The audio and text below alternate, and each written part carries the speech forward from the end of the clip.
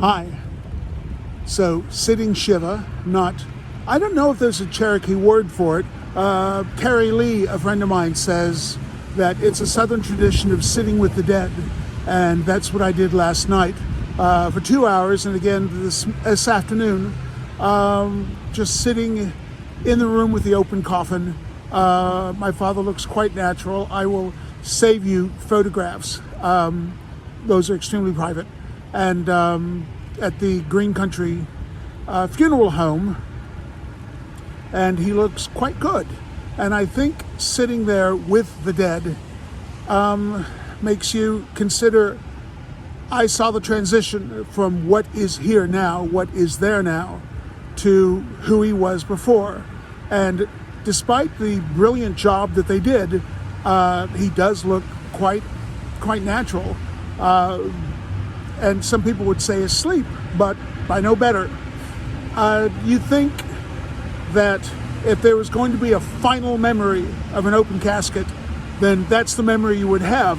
I have a memory of my father trying to teach me how to throw a basketball, a baseball, a football, taking me up to South Lewis Street, which is 2 miles away from my house, and literally pushing me out of the car and saying, "Run home," and hoping that would turn me into a track person the way he was. He ran as an extra in the Jim Thorpe All-American. He was an extra that raced against the fellow that played the Crimson Pirate, Kirk Douglas. And when the gun went off to simulate a race, he ran so fast that he beat Kirk Douglas in the race. Got a round of applause, but the director had to tell him, it's a nice idea, but Kirk Douglas really needs to win the race. So those are all of the people that I knew. I could go back and find that footage, and there's my dad in the background of that race, even though Kirk Douglas ultimately won it. And I guess when you're sitting there looking at the remains of someone, you think, I know that that's in a way him, that's all the mechanics of it, but the animation is gone.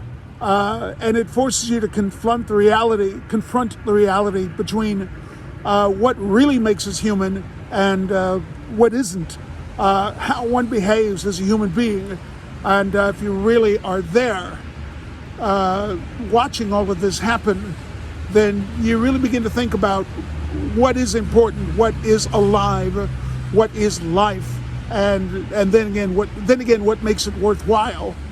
And I've said before that there were still lessons that my father could teach me, and I think this is part of what's going on. So it's a rainy day. I have managed to stay in 2 extra days and make arrangements. So we will have a small family meeting tonight, the surviving family members, with my older sister gone, my mother is gone, my father is now gone, and as my second elder sister Ann said, our family is getting smaller, and I don't know quite how it's going to get larger, but she's right, and I think that's what happens, and we have to come to terms with that and see how close we can become. So I am here in Woodford's Park, right off of very busy 21st Street, as you can hear the traffic. If you look at what I'm showing you, you can see that I turned out to be the kind of person I am because this is where I had to play, got to play, here in the park, in the Rose Garden next door, and of course my secret place, the Hidden Garden, on the far side. So this process continues. Tomorrow after the funeral, I suppose I'll have some more thoughts, and then perhaps there'll be an end to this.